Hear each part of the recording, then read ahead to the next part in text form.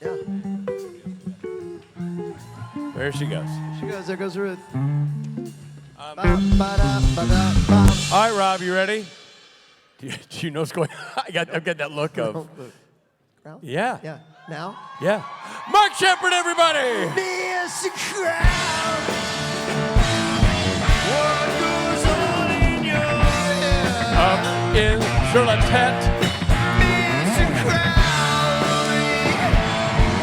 Did you talk to the Miss the crowd. Okay.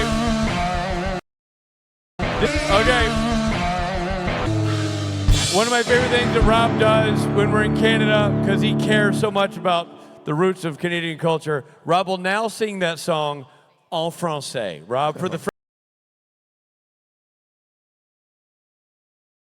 French speakers, here we go. Rob, for the French speakers, here we go. Bring us in. What really concernedly joking about death? All right, give it to us. Hey, Monsieur Crowley, qu'est-ce que pense-t-on dans tête? Woo! Monsieur Crowley, Oui. est-ce que tu as dit avec le merde? The shit? No, what was the dead? Mort? I guess, I don't know. Mort. More. More. Est-ce que tu as dit avec le mort? Monsieur Crowley. Yeah! En français, Rob Benedict. You do realize this now qualifies Rob to be a flight attendant on Air Canada. Exactly. Finally. I love you guys. Love Thanks you, for Rob. last night. Margaret. It was fantastic. Hey, Thanks, everybody, guys. real quick, Thank you. I don't want to interrupt your panel. I got to catch a plane with Ruth, so I may not be here to play him off, so I just want to say goodbye and thank you for a lovely weekend. You're not going to be here? Not at the end. Great weekend. I love you, Vancouver. Also, we'll see you next time. Michael Borja is leaving right now. And Michael Borja. Give it up for Michael Borja. So who are you bringing on, an a cappella group to play me off? No, it'll be Richard Spate doing Mr. Crowley like this. Mr. Crowley, what's going on in your head?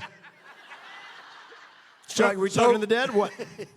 I bet you anything that's exactly what happened. happened. Love you, Rob. See you soon. Love you. Travel safe.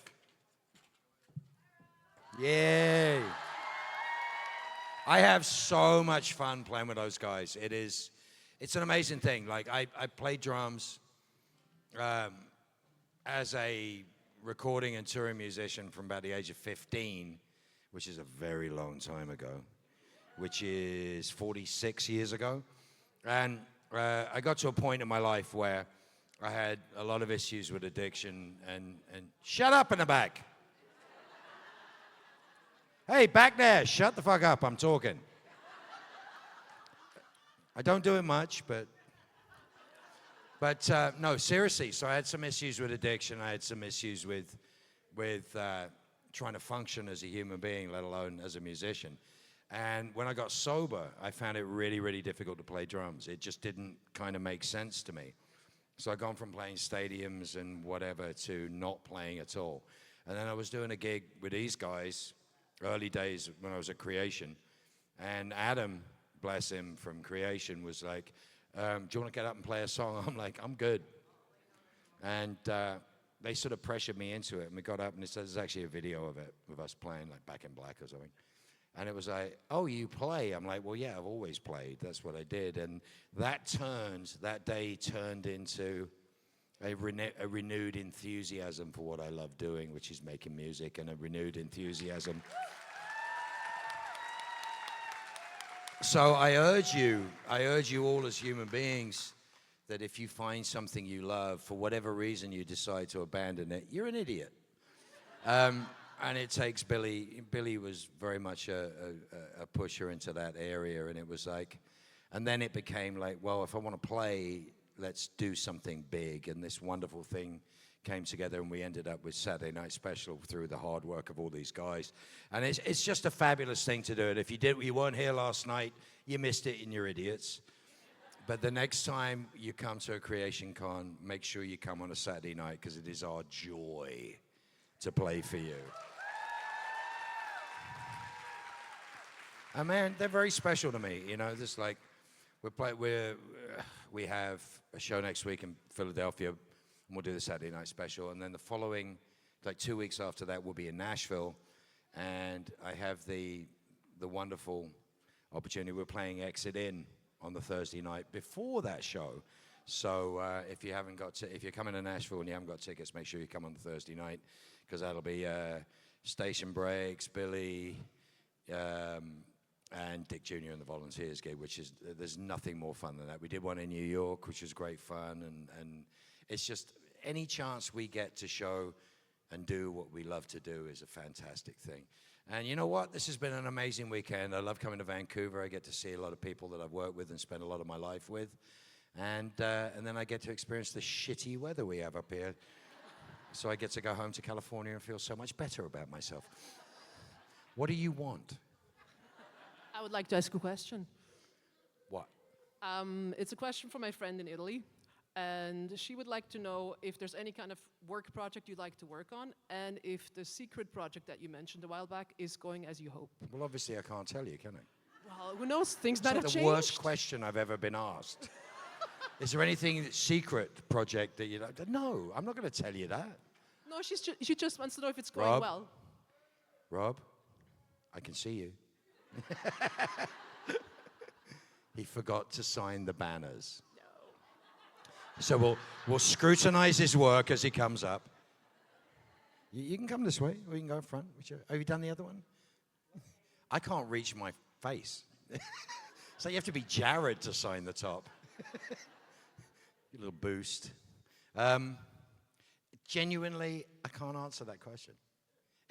It was a two-part question. Is there any other project you'd like to be a part of that you're not doing yet? No, I can't tell you that.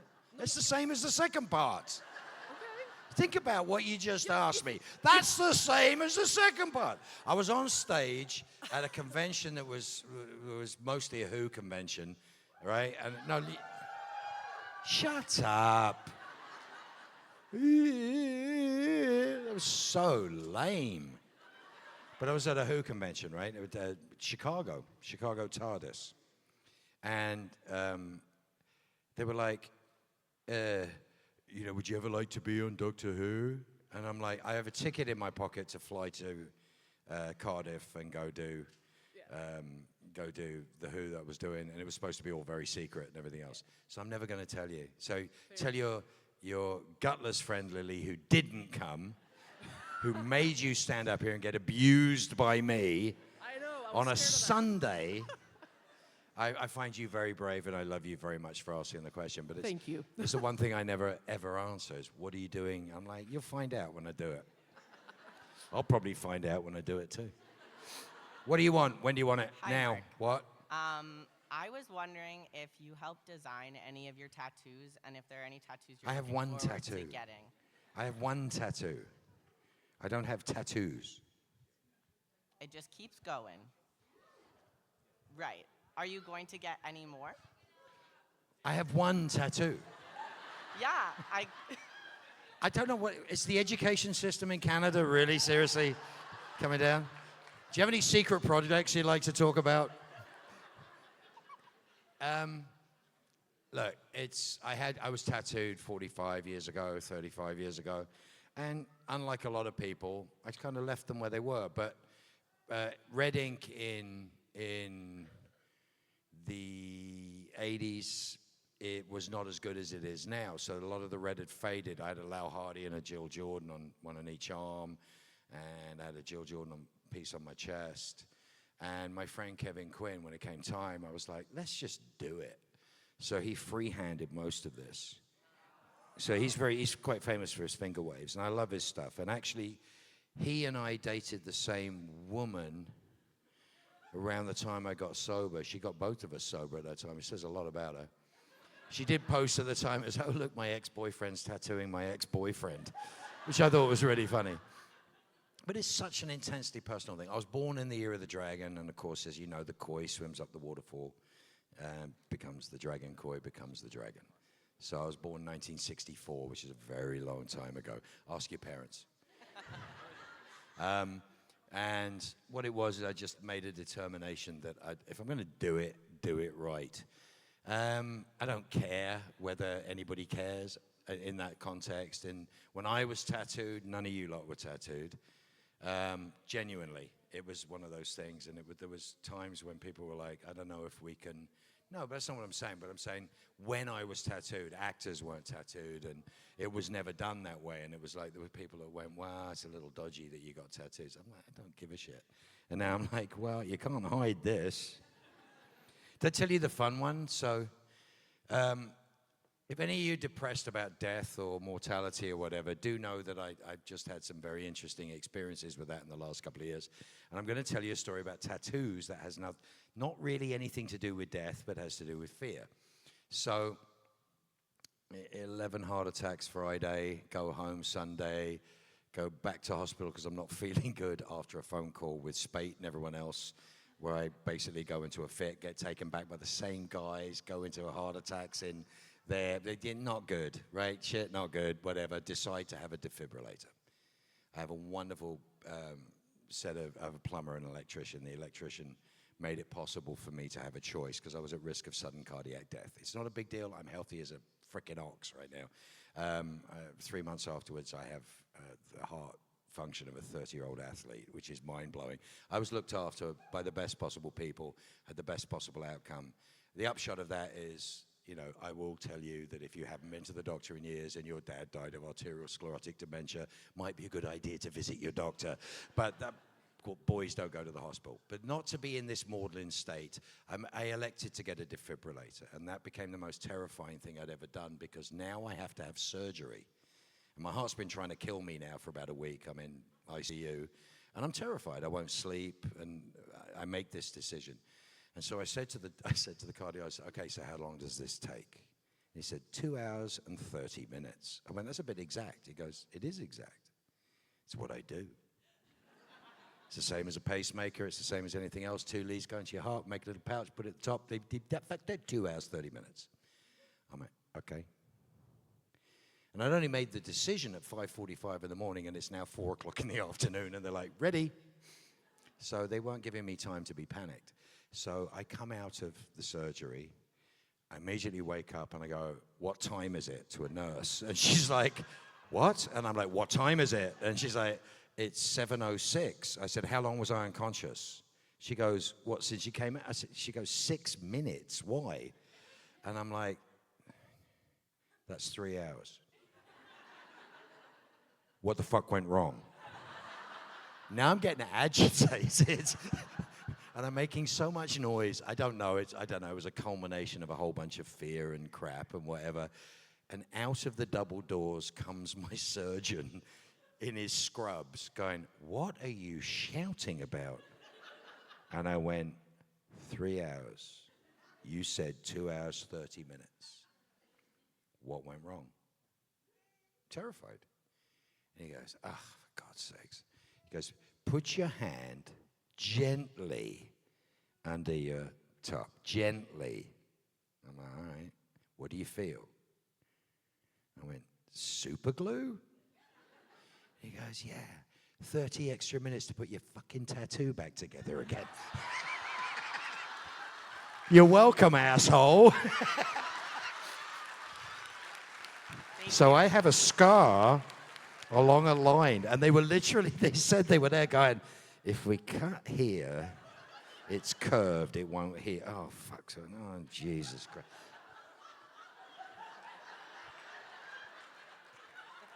But it was the, you're welcome, asshole, that made it so much better. I love it. So yeah, not getting into the maudlin stuff, but that was my idea of fun that week. Who the bloody hell did you come as? I'm Castiel in an episode Tombstone where he's wearing a cowboy hat.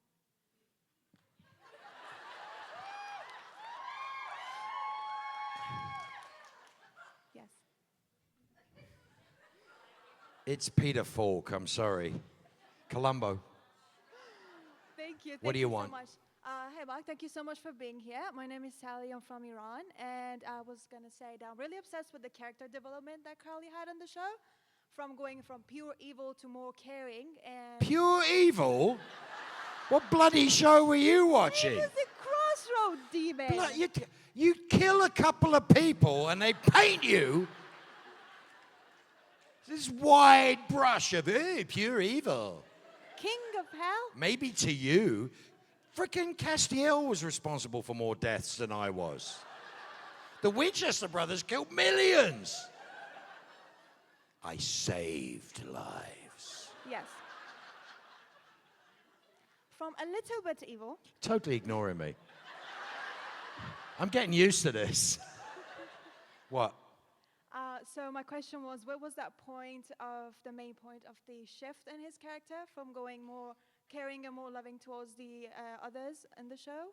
What it was, and there is no shift in the character. What it was is you finally were smart enough to work out what I was doing. Unlike the guy who you addressed at, who should have worn a cowboy hat through the series, would have been so much better in a cowboy hat, Castiel, who is as dumb in season 4 as he is in season, 612 or whatever it was when it finished. I mean, he never learned a single thing. I love Misha Collins with all my heart. Castiel's an idiot. I don't know. I mean, it's weird. But there is no character arc. All there is boredom. And it's written in. It's boredom. He's not getting what he wants. No matter what he does, he gets this wonderful fun time of Demon Dean. He gets this wonderful fun time of, now I'm running hell. So I'm going to run hell. So I run hell, and it's like, oh my God, this is the most boring bloody thing I've ever done. So that's why he becomes more caring about saving the world and everything. Say again, like because I that? can barely hear you. Is that why over the time he gets to make more bond with the Winchesters and help them? Because they're interesting. I mean, there's nothing about running hell that's interesting. It's miserable. What do you think It's the would most happen? boring place not on earth. What do you think would happen if he came back to the show again, and what would he help them again on the show if it Say wasn't again? even that interesting? So if he came back from death, if Rowena actually brought him back from death, would their relationship be more better, or would they still be helping in the show with saving the world and everything like that, or we get bored with that too? Any ideas? Write your own fan fiction.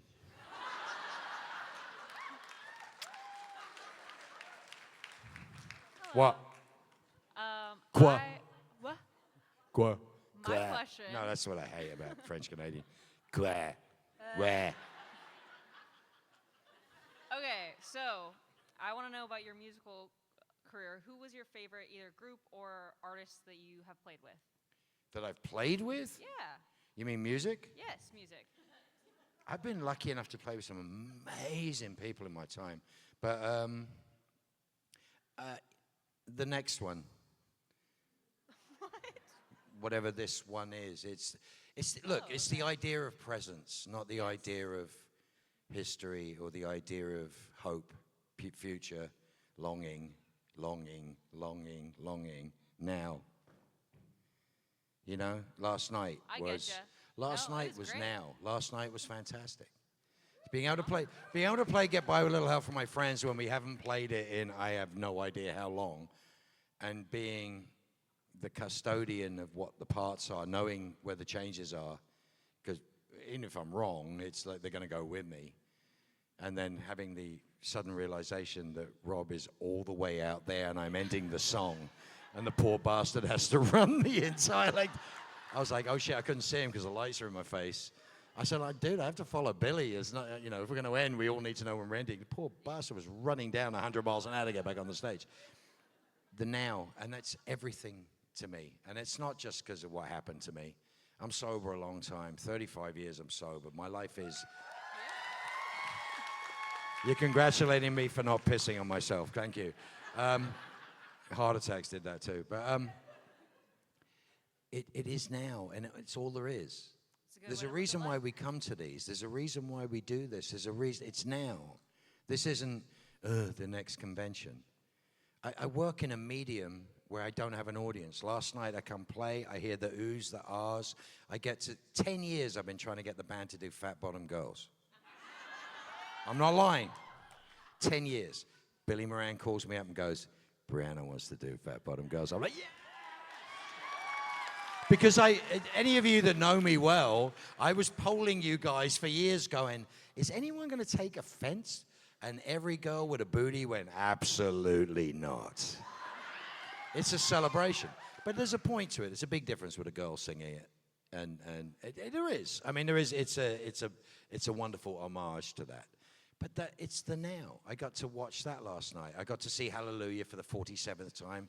But probably the best version I've heard those two sing in so long. The energy was fantastic. I get that from live music. When we make TV, I don't get that. When I make Supernatural, I can tell you what it was like to shoot the end of season 8 and have every member of that crew absolutely silent. Brad, Kevin. Kevin pissed me off. He was like, do you want some drops for your eyes so you can cry? I was like, he was trying to help. I think he was actually trying to piss me off so it would be easier for me to do what I was doing. But, you know, I sat in a chair for 3 days. We do that, and there was an incredible event. And Jared talks about it, and I talk about it. There has never been a better time on that show of that era, of that ilk, than the end of season 8. The end of season 8 is fantastic. Supported by a crew who didn't make a single noise for 3 days. I mean, it's nuts. That's not normal. That's like, oh, you're working, we're going to support you. That's the audience. That was the thing. But I don't see you guys. So when I make a show and we do a show and 150 of us put this thing together and we send it out to you and you have a feeling, we don't get to experience that. But when I come to a convention, I get to see your smiling face and the questions you've asked me today and stuff you've asked me about music earlier. And I remember your faces. You guys keep coming up and going, oh, you remember me? I'm like, I see your frickin' faces. It's like, I might not remember your name. Sometimes I'll remember where you're from. Sometimes I'll remember your story. It depends. But this, I get my audience. I get my audience back. I mean, how many times have we done this? Exactly. Too many. But the thing is, it's like, I give a damn. You've got to kind of give a damn. But I do give a damn that you're doing okay if I see you more than once. And I do give a damn that you enjoyed what we did. And I do care that there are new people coming into it and experiencing it, and they have the same experience that those of you who have been before are getting. And I do care about the fact that I have to abuse all of you in here at anything I do. Otherwise, you think there's something wrong with me. If I just be Mark, you'd all be crying in about 10 minutes. But that's the thing, I get my audience. And I've had actors, you know, Matt Smith was like, you know, isn't it a bit, don't take it wrong, because it's not what you think it is. But he said a lot of people have been talking to him about conventions and saying really shitty things. Like, you know, it's all a bit loserish and it's all this. And he was like, isn't it weird? And I'm like, mate, you played football. You've been on stage. You get your audience. I said 1,000 people are going to tell you, you know, how much they love you and why. And explain to you and ask you questions you've never been asked about things you're doing. And you get to play with them and see every one of them and get to do this. And then you get to take 1,000 photographs and sign 1,000 autographs, and then you'll go home and sleep for 3 days. Fair enough. And that's exactly what happened to him when he did his first convention. He went, yeah, 2-3 days, I was out. It's a wonderful thing to do. It's a blessing to have you guys interact with us. We love it. All of us love it. And we love the people that we work with because they facilitate it. The thing you don't realize, I will say, thank you so much to those that are looking after me. Mary makes it possible for me to abuse you guys for hours upon end and not go too far and make sure that everything's working and stuff. But there is a team of people whose only job is to facilitate this conversation and this concert. And you got Liz, and you got everybody behind, and you got everybody that without them, we cannot do it. But we rely on them wholeheartedly, the same way as we relied on the Supernatural crew to make Supernatural. We have teams of people who just want you to have a good time. And I think that's the most magical and simple thing we could ever do. And sometimes we screw it up, but usually on very small amounts, somebody gets the huff or somebody's upset or whatever, and we usually fix it and try to make it better. But that's what I said. Now, It's about the now. It's the next. It's like, okay, that's today. What are we doing for the rest of the day? It's a good philosophy. I said it's a good philosophy. It's not a philosophy. I Or don't know way of any other living. way to do it without losing my mind. True. If I'm looking in one foot in the past, one foot in the future, there's only one thing I'm doing to the present. I got out of that one quick. Hey, Hello, Crowley. Mark. Mark. And by the way, if you're going to do an impression of me, you actually have to take your voice down into a register that goes down here. Try it. I just wanted to What? say I'm Lucifer. No, not mumbling. Just take it lower. All right. You ready? Oh, yeah. Hello, boys. Hello, Crowley. Go on. What do you need? Hey, Mark, so I have a question. You're reading it? Oh, Yeah, this it's, is great. It's easy for me. What's on the... Give me this thing. Okay. What you saying? Teach me. What did it teach me as an actor? Don't pay any attention to tall people. That's what it taught me as an actor. Even personally, that you've carried with you beyond supernatural. 9-year-old kid and my wife. Because without supernatural, I wouldn't have my wife and a 9-year-old kid. Is it good? Is it bad? I don't know. We'll find out in the future. Of course, which I just told you I don't care about. Yeah, it taught me a lot of things. A lot of ways to behave. Thank you. There's a lot of ways to behave that we learned on set. We learned a lot about... Jensen said something brilliant once. Everyone goes, oh, it's a family. No, this is a family. But this, what we are, is like an incredibly brilliantly large dysfunctional American football team. Special teams. You can decide who that is for yourself. Special teams. Those things, but it's a football team. Everybody has their piece, and everybody carries the ball a certain way, and everybody does it. And it's a fantastic experience. I learned so much from it. We all learn how to behave on this. I learned how to behave on Battlestar. I learned how to behave on this, and I learned how you shouldn't behave on an awful lot of other shows who didn't have this, who didn't have this. And when you have this, you got to take care of all the rest of the stuff. When you have something as special as this, then you've got to take care of the stuff. Yes? Hiya. Hiya.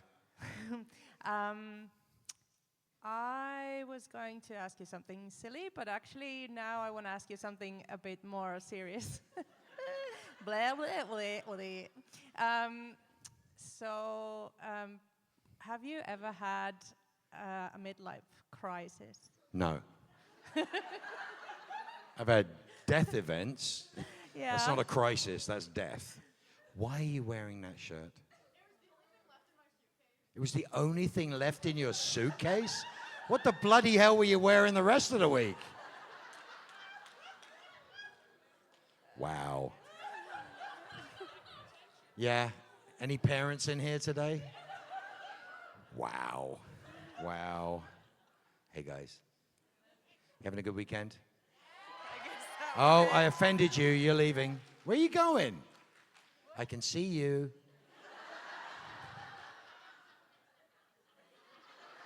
Where are you going?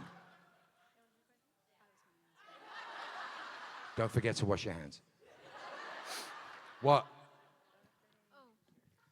Hi. At my own expense, thank you for coming down here because now my little blind eyes could actually see your face and not just see a blob. So that's great. You calling me fat? No, I'm calling me blind. If Crowley was to have actually gone, thank you. If Crowley was to have actually gone human after the, by the way, very good job, intriguing scene when he was taken to the brink of humanity, do you think he would have, what do you think he would have actually done? Do you remember the end of season 8? Yeah, if he had That's what I did. No, but if he stayed human, It would was he have... so close. How do you know he didn't? Well... How do you know? Kevin, this is the man that gave me drops to see if he could make me cry. What? That was you. You came up and you go, do you need drops? I'm like, and my exact response was, fuck off. I think you were actually just taunting me to get the best out of me you could. You know what I love about writing? You know what I love about writing? What I love about writing is, it is what it is, then we get to do it, and we get to make it something more than what was on the page. And we get to create things with our imagination and our understanding of characters. We have directors, then we have post-production who take it to a level sometimes of absolute genius. And that's it. And the rest of it is for you and your imagination and your question. The question is the best part of that question. Do you know what I'm saying? The fact that you have a question about that. Yeah. It's the hanging participle of what acting is. The story is yours. We did it. We gave it to you. We worked our frickin' asses off. Freezing cold. I mean, before we were in the church, that was the most dangerous day of crane work I've ever seen in my life. Dolly Dave, everyone else are like, we're going to die. We're going to die, right? And then we went inside and it was like, but I've never been on a set that for that amount of time a crew made no noise. It was extraordinary. And Jared says it and I said it. We had support like, but we do all this and we create all this and we make all this because we love it. You know, we go back to X-Files, we go back to all these other shows, those beginnings of that stuff. And there we are in Supernatural, and we've got all these people who give a damn. And we don't have enough money, we don't have enough time, we don't have anything. And here we are, and we're trying, and we throw it at the wall. And then Milosh comes down and shows us angels falling from the sky, and we all get excited for another month, going, oh, this is going to be great. And then we give it to you. And then you get to decide. I wonder what it would have been like if Crowley... I wonder what it would have been like if Crowley stayed more human. It gave us the best line ever, which is me in the French hotel, crying in the bed with the silk sheets. And literally looking, Jensen's timing is evil. But look at him and go, you don't know what it is to be human. To which she's like... So we pay those things off. We care about those things. The writers care. We care. We care about whether something's wrong. Kevin is the keeper of the encyclopedia or the Bible of Supernatural. He's the one person that you would go up to and go, if I get stabbed by X, Y, or Z, what happens? Well, in episode 12, when you did that, this happens. So we relied on Kevin for many things, but we relied on his insanely good memory of what the order of things should be and how things worked. And that's what it was. Every one of us giving everything that we could possibly give to make the best possible thing we could possibly make. And the fact that you get to ask that question is better than any answer I could give you. Thank you. Got out of that one. No, seriously. What? Hi. Whenever What happened? Oh, thank God it was a wheelchair. No. I was like, X marks the spot, done that. If it was an outline, I'd be really worried. What's up? Whenever I hear the Jethro Tull song, A New Day Yesterday. What? Whenever I hear the Jethro Tull song, A New Day Yesterday, I think about you and your drumming. And I wonder... Yeah, if you could just get rid of that really stupid flautist at the front of that band, it would have been great. Yeah. But the drum line on that is just amazing. And I don't know anything about drumming, so I don't know. Me neither. If it would be hard. So what to you is a hard song to play, and what is your favorite song to play? Hard? There's no such thing as hard. There's no such thing as hard. There's things you want to learn and do. I've never been a massively technical fan. There's things I endeavor to learn because I like the sound of them. But it's all about groove and beat and caring and stuff. Stephen and I are going to put something together. We're going to put a drum thing together for a little bit of teaching and showing some people how to find the fun in drums. So we're working on that right now. So Stephen and I, he's a wonderful educator as well as a wonderful drummer. And I'm a lunatic and might bring some people in. So, but drums to me aren't about that. It's about being in it. And it's not about how clever you are. It's about how much you serve the song. Have you ever played that particular song? No, I'm not a fan of Jethro Tull in the slightest. Aqualung. But it's like I can appreciate Rush, but I'm not a Rush fan. It's not something like I play drums because of Rush. I play drums because of Charlie Watts, really. I think the drummer that influenced me more than anyone else is probably Stan Lynch from the Heartbreakers. because that's who I was kind of listening to when I was deciding what I wanted to play. It took me years to work that out. But I know a lot of the drummers that I idolize. I've met and know them very well. And it's cool. It's about being part of something, not how clever you are on top of something. Does that make sense? It's kind of like Supernatural, being part of something. It's weird.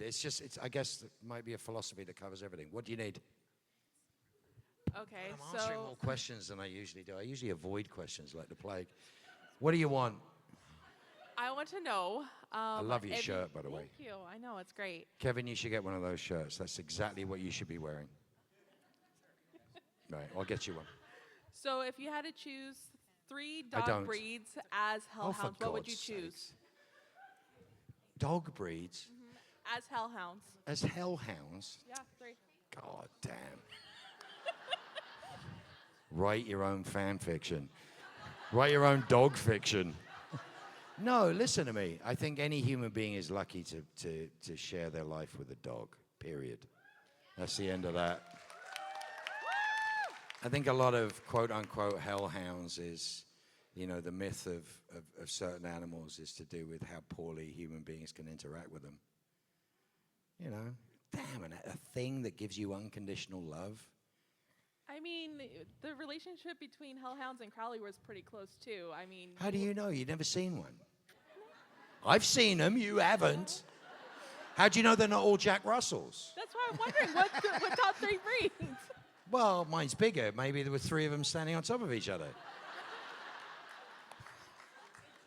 Maybe I was bluffing. Maybe it was a person pulling 3 pieces of wire across the carpet. Oops. Sorry, moving on. What? Hi, I'm Morgan. That's my dad's name was Morgan. That's a great name. We talked Were you named earlier. after the rum? No. No. I like that you had to think about that a second time. Wait, I named no. myself. I named myself, so I You did? Yes. That's the name you chose? Yes. Fantastic name. Love it. We talked earlier, and you made me cry like a blubbering baby. So I wanted to thank you for everything that you said.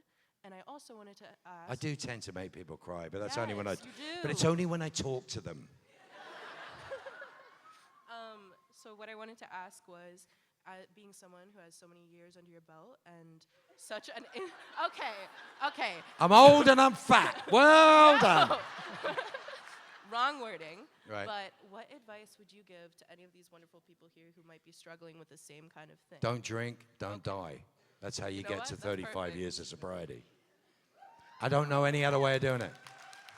I think you guys are getting a bit of a clue probably where this philosophy of today and, one day at a time and all that stuff is coming from. But I've lived this way a long time. I endeavor to do it. I don't achieve it that often.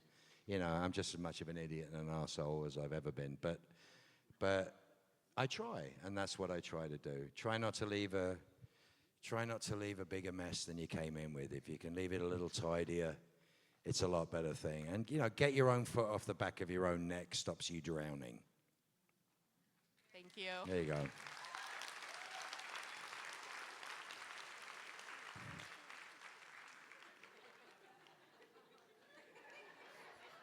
I thought you were going for me there. I thought this was a hockey game. Stand up, I have a bad back. Oh, I thought this was a hockey game.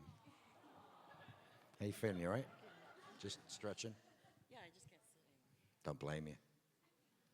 Don't blame you. I wouldn't sit through this. What do you need? I love looking at all the poor people at the back that are too cheap to get the gold tickets. And all the people with no friends. What are you laughing at? You've only got one friend. What, it's your sister? You have no friends? They have more money, your friends? Your friends have more money in there in the front. Oh, you brought the life-size Jensen. I love it. Hold it up. That's how big he is in real life. Well, in my mind, anyway.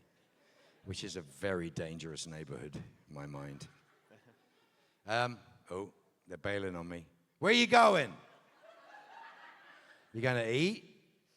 Smart move. Can you get me a sandwich? No. Okay. What's the next question? Yes, just curious, what gives you a high level of hope besides your friends or family? What fills you with optimism about the Earth and the human race? Wow. Fuck me, that's pressure. What fills me with optimism and hope about the human race? I don't know. Yeah, one day. You already asked me a question. What else do you want? What fills me with optimism? And you know what? There's something really special. When we were doing this show, I mean, we've all done a lot of shows. There's some of us here have worked on many shows. Nobody ever knew that this show would have the impact that it had. I think maybe Kim had an inkling that something was going to happen with it back in the day. He used to talk to me about it a lot before I was ever on the show. And that's one thing. But to see what happens in what we call the supernatural fan. I hate the word fan because it's fanatic and it implies something that's derisory and negative. And a fanatic is one who redoubles his effort when he's lost sight of his aim and all that fun stuff. A fanatic is Wile E. Coyote. That's how Chuck Jones did that from the George Santayana quote about a fanatic is one who redoubles his effort when he's lost sight of his aim. You're not fanatics. You're not worthy of.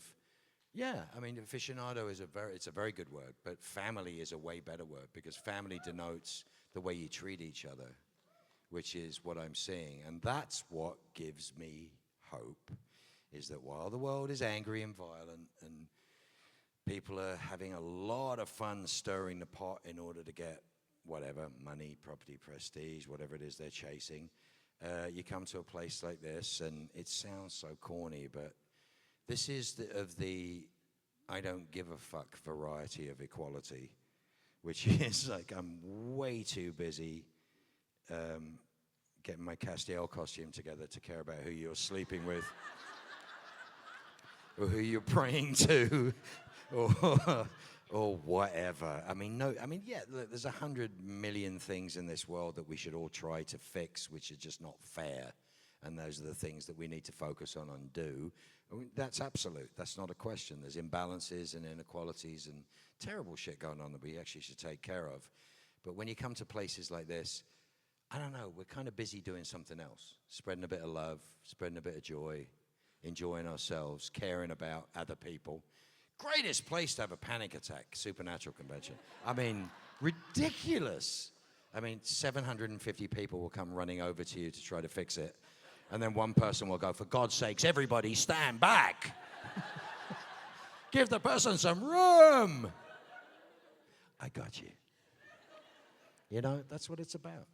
And I think that's what gives me hope, is that underneath all this anger and bullshit, I mean, it is bullshit. It really is bullshit. I don't believe anybody believes half of the crap that's going on. But, you know, ooh, we've drawn our lines. We're going to stick to them. It's like, yeah, all right, whatever. And then we still have a convention. And we still have people, and we still give a fuck about who needs something, right? Who cares? You know, and that's great. You can bring your kids here, and you know, apart from my cursing, but you can bring your kids here, and you can. It's not that sort of thing. It's a safe space in the real sense of a safe space, not because somebody tells you it has to be safe, because of the way that people behave. And that gives me hope. Is it's an action, not a thought. You do realize you're applauding yourselves at this point, so that's really sad. Bloody hell's wrong with you? I'm not going to sit down. No, I'm good, thank you. But yeah, who's next? You can stand up if you want to. Hey, I work with Jared and Jansen, and the short one is still taller than me. My neck is exponentially better since I stopped working in Vancouver. Number one thing that people used to ask me when they met me was like, oh, didn't ask, they just make this announcement. Oh my God, you're way taller than we thought you were. That's because every time we ever did a quad photo, all of them would do this.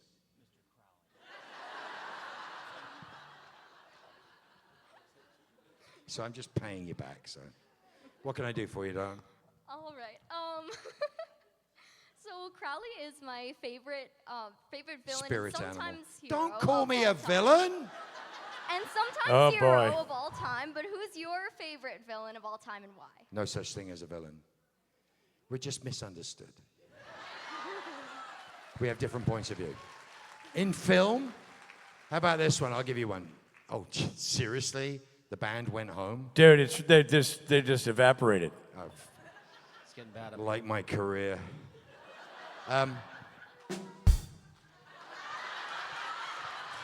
You know, Steve, you know what's really funny? I didn't know you were there because the chair is exactly where I was. I thought you'd gone home too. And now I wish you'd gone home. Oh, God. Thank you, Shecky Green. What the hell was the question? First of all, your career evaporates when I become as tall as Jared. Go on. Whoa. So what was the question again?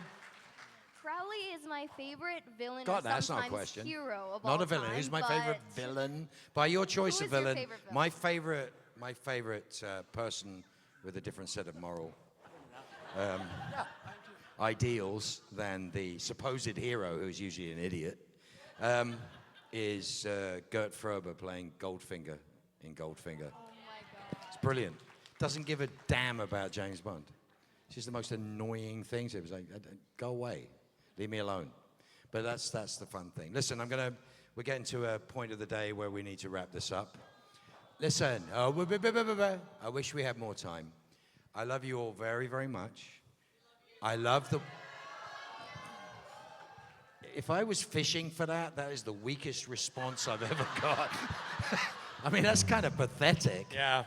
But I love you all very much, and I appreciate what you do for each other and what you do for us. I appreciate the fact that this is something that should have ended a very, very long time ago, and you have made it 1,000 times bigger by your presence. You've made this something special that we get to participate and enjoy in. So thank you for coming. Thanks for being part of my life. Thanks for changing my life, which you have all done in the most wonderful ways. I'm sorry if I didn't get to your questions, but tough. I probably wouldn't have answered them anyway. Yay, I love you already.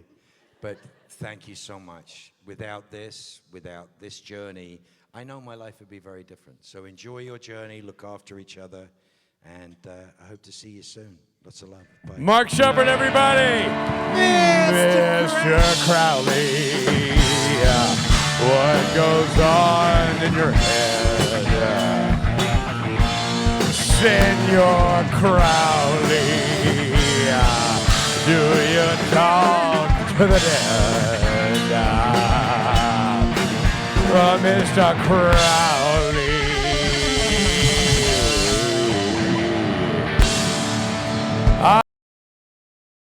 Yes. Yes. Mark Thoreau on the bums, whatever. On the bass guitar, sitting in for Mr. Michael Borja. Well, we have come to that part of the day where maybe you do have autographs, maybe you have photographs. Dirt. There are still things going on, but our time on this stage is over. And we're going to sing a song, and many of you know this song. And this is the best day to help us sing it because we're down 2 people. But you know it. We know it. And if you don't know it, you're about to learn it. Sing it with us, won't you? It's the end of the go back to your house. It's the end of the go back to our house. It's the end of the go back to your house. So go home. After your autographs and photographs, and after the post-concert, stay for those. But it's the end of the go back to your house. It's the end of the go as we do it. It's the end of the con as we do it. So go home. And in many ways, Vancouver is our second home. It's where the show started. It's where the show lived. And it is always a joy to come back. So on behalf of the Michael and Rob who are gone, that right there is Stephen Norton. This young buck is Billy Moran. And I am Richard Spade Jr., and I say to you, it has been an honor and a pleasure, and we will see you next time.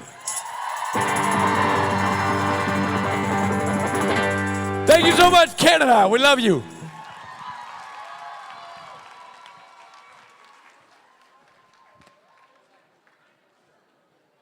Nice job on the song.